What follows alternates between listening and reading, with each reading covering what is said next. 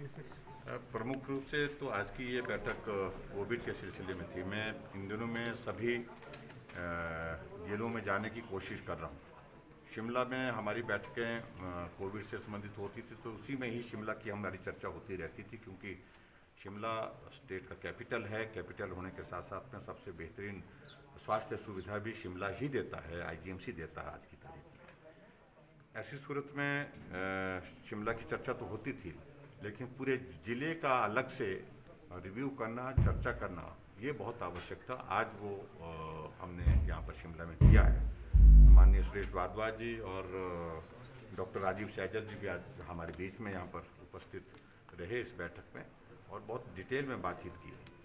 और हमने इसमें नीचे तक पंचायत के चुने हुए प्रतिनिधि, नगर परिषद, नगर पंचायत के चुने हुए प्रतिनिधि तक भी हमने उन लोगों को कनेक्ट किया था, सुझाव उनसे भी लिए और अपनी बात उन तक भी हमने की है। सबसे पहले तो मैं यही कह सकता हूँ कि जो बढ़ते हुए मामलों को ध्यान में रखते हुए हमने जहाँ दूसरे जिलों में भी कैपेसिटी, बेड कैपेसिटी और सारी सुविधाओं को बढ़ाने का जो हमने निर्णय किया है, उसमें आज शिमला का भी हमने उस दृष्टि से निर्णय लिया है। लगभग 500 और बेड कैपेसिटी आने वाले समय में फेज्ड मैनर में हिमाचल प्रदेश में जो हमारी स्टेट कैपिटल है शिमला में भी उसको हम तैयार करेंगे। और भी हम जगह ढूंढ रहे हैं, उससे ज़्यादा की अगर जगह मिलती है तो उसके लिए वहाँ पर भी प्लान की गई है, उसको भी हमने डेडिकेट कर दिया। वो कोविड के लिए रहेगा, क्योंकि इन दिनों में बहुत बड़ी संख्या में नंबर हॉस्पिटल में एडमिट होने के लिए आ रहा है, तो इसलिए आपको ये स्वाभाविक रूप से करना ही होगा।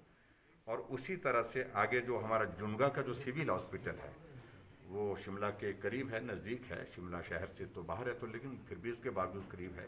अच्छी सुविधा के साथ वहाँ पर 50 बेड कैपेसिटी वहाँ पर भी हमने प्लान की है कि वहाँ पर भी कोविड के पेशेंट को ये करेंगे। इसके अतिरिक्त जो हमारा टूटी कर सकते हैं, उसके लिए मैं डिप्टी कमिश्नर और एसपी की ड्यूटी लगाई है, और यहाँ के हमारे मेडिकल डिपार्टमेंट के सीएमओ हैं और अधिकारी हैं, वो जाकर के विजिट करेंगे और सुरेश भारद्वाज जी को यहाँ पर रिपोर्ट देंगे।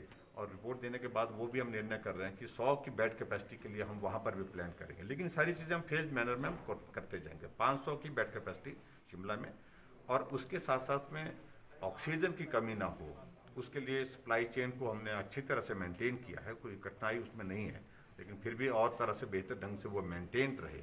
और उसमें और भी चीज़ों के लिए, चाहे पीपी किट है, चाहे मास्क है, चाहे वो सैनिटाइज़र है, किसी भी चीज़ की कमी ना हो, इस बात को सुनिश्चित कर रहे हैं।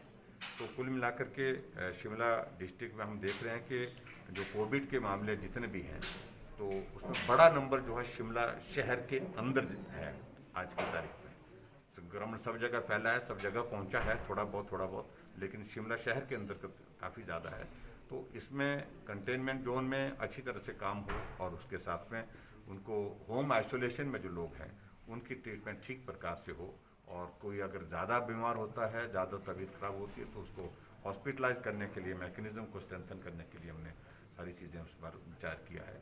और ये सारी चीज़ें करने के बाद एक विषय और जो शिमला और क्या पूरे हिमाचल प्रदेश में अभी हाल ही में जो बेमौसमी समय में, मतलब जिसको हम कह सकते हैं बारिश हुई, ओलावृष्टि हुई, जिसके कारण बहुत बड़ा नुकसान जो है वो बागवानों का हुआ है, किसानों का हुआ है। मटर की फसल, सेब की फसल को बहुत बड़ा नुकसान हुआ, सेब के पेड़ों को नुकसान हुआ है, जो चिंता का विषय है। उसकी असेसमेंट के लिए भी हमने कहा था, डिप्टी कमिश्नर ने उसकी प्रेजेंटेशन दी है, और उस प्रेजेंटेशन के हिसाब से हम कोशिश करेंगे केंद्र में भी बात करने के लिए, केंद्र से भी सारे मामले को टेकअप करने के लिए, और जो किसानों के लिए राहत की दृष्टि से जो किया जा सकता है, हालात कठिन है लेकिन फिर भी उसके बावजूद जो किया जा सकता है उस पर विचार। सर, हमारा पॉजिटिविटी रेट क्या है? अगर हम सैम्पलिंग देखें 6 से 8 हज़ार की सैम्पलिंग में 2000 से अधिक जा रहे हैं, ये है। दूसरा, मई 1 से जो 18 से 45 साल के बीच युवाओं को वैक्सीनेशन शुरू होना है, आज से रजिस्ट्रेशन शुरू हो गया है। उसको लेकर हमारे पास कितने वायल्स अवेलेबल हैं, कितने डिमांड देखिए, जहाँ एक तो पॉजिटिविटी रेट की बात कर रहे हैं, लगभग 12% के लगभग है, बड़ा है, काफ़ी बड़ा है।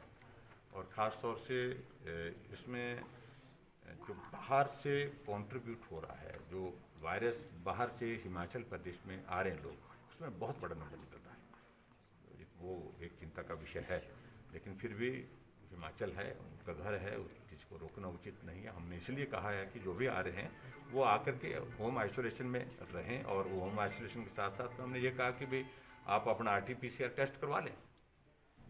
और जहाँ दूसरी चीज़ों को लेकर के जो आपने कहा है, उन सारी चीज़ों को लेकर के अलग से बात कर लें।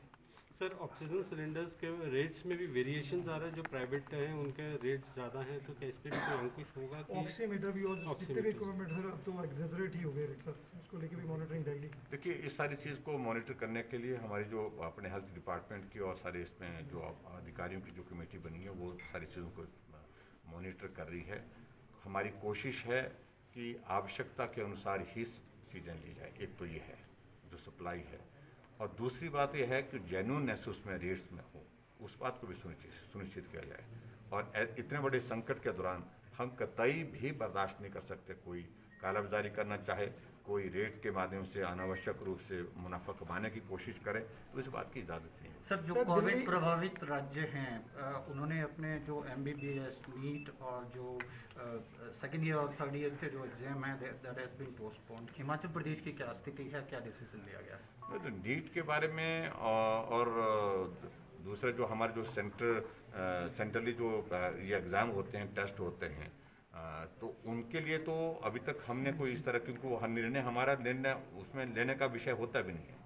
लेकिन फिलहाल MBBS and BDS जो सर सेकेंड ईयर थर्ड तो ईयर, फिलहाल उन सारी चीज़ों के लिए जो हिमाचल के जो है, जो हमारे हैं, तो उनके एग्ज़ाम पोस्टपोन करने का तो हमने निर्णय लिया ही है। क्लासेस हमने फिलहाल जो है वो 10 तारीख तक जो है वो, पहले अभी हमने 1 तारीख तक हमने ये किया है, और उसके बाद आगे विचार किया जा सकता है, क्योंकि हालात इस प्रकार के हैं आज की तारीख में।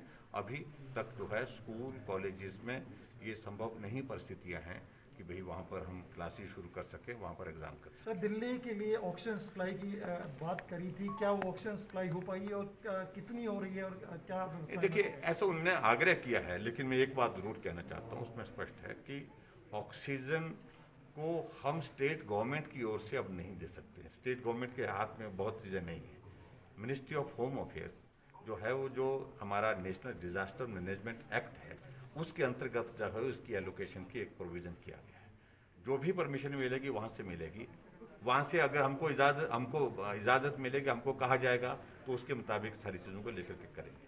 फाइनली सर, जो क्रॉस बॉर्डर जो विजिटर्स हैं, जो लोग आ रहे हैं, उसको लेकर जो नोटिफिकेशन हुई है उसमें कहा गया है कि चेक करेंगे, लेकिन जो पोर्टल है वो अभी प्रॉपरली फंक्शनल नहीं हो पा अभी रहा हो है, जाएगा। कंफ्यूजन हाँ, है। थोड़ा- तो क्या उसमें चेक करेंगे, क्योंकि ये क्लियरिटी सर, नहीं check आई है कौन सर, करेगा और कि कैसे कौन check करेगा, क्या नाके लगेंगे, कि कंफ्यूजन थोड़ा क्लियर हो जाए। इस बात के लिए मैकेनिज्म वही हम धीरे धीरे डेवलप कर रहे हैं, जो पिछली बार कोविड के जब हमारा अनलॉक फेज शुरू हुआ था, लॉकडाउन के बाद अनलॉक फेज शुरू हुआ था, उस तरह से रजिस्ट्रेशन, अगर रजिस्ट्रेशन नहीं किसी ने भी की है तो भी उसको वहाँ पर जो है वहाँ मौके पर भी रजिस्ट्रेशन की जा सकती है, ताकि आने और जाने वालों की हमको जानकारी रहे और कहाँ जा रहा हो ये जानकारी पहुँचे, ताकि समय पर उसको जो है वहाँ पर होम क्वारंटाइन के लिए जो कहना है किसी को, अधिकारी को, वहाँ के हमारे पंचायती राज संस्थाओं के चुने हुए प्रतिनिधि को, उनको हम कह सकें। सर, सर, कोटखाई जो में borders- आगजनी हुई है सर, उसका कितना नुकसान हुआ सर? हाँ जी। कोटखाई में आगजनी हुई है सर सुबह आज, उसमें काफ़ी नुकसान हुआ सर, है जानकारी? उसकी असेसमेंट आएगी, अभी पूरी डिटेल्स नहीं मैंने ली अभी तक, तो जानकारी पूरी मिलेगी उसके सर, मुताबिक। ऊना और कांगड़ा बॉर्डर्स के क्या स्थिति है सर? क्या वहाँ पे सील या कुछ इस तरह के आदेश दिए गए, क्योंकि सबसे हॉट एरियाज हिमाचल के क्या हम दोनों रोक ही सकते हैं districts हैं, विजिटर्स? ये देखिए, जहाँ तक अभी तक हमने हिमाचल प्रदेश के 4 जिले हैं, कांगड़ा, ऊना, सोलन, सिरमौर, जो बॉर्डर एरिया है, यहाँ पर हमने जो है वो फर्दर थोड़ा इंक्रीज किया है रिस्ट्रिक्शंस को, जिसमें नाइट कर्फ्यू भी हमने उसमें इम्पोज किया है, कोविड के कोरोना कर्फ्यू जिसको हम बोलते हैं, वो किया है।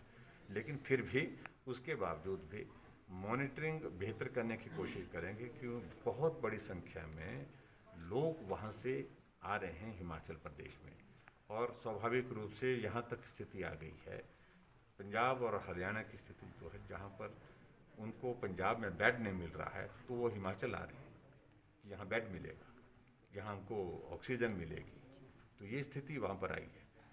हम किसी के ट्रीटमेंट के लिए मना नहीं कर रहे हैं, आदमी चाहे यहाँ रहता है, वहाँ रहता है, वो भी रहता है, लेकिन फिर भी हम उन राज्यों के साथ इस तरह से कोशिश कर रहे हैं कि उनका ट्रीटमेंट का दायित्व तो उस प्रदेश का भी है, वो वहाँ पर सुनिश्चित करें। तो ऐसे में इस तरह की कई तरह की बातें इसमें बीच में sir, thank you please, thank you छोटा सा विषय सर, कुछ संस्थान जो हॉस्पिटल्स है वो कैशलेस इंश्योरेंस, जिस तरह से सरकार की स्कीम चली है आयुष्मान भारत या दूसरी योजनाएं, उसके लिए अब कैश की डिमांड भी कर रहे हैं, उसको भी क्या मॉनिटरिंग किया जाएगा सर? उन सारी चीज़ों को लेकर विचार, लेकिन सबसे पहले इस वक्त हमारी टॉप प्रायोरिटी है कि इस कोविड के दौर में, कोविड के संकट से प्रदेश को कैसे बाहर निकालें और प्रदेश के लोगों की कैसे मदद करें।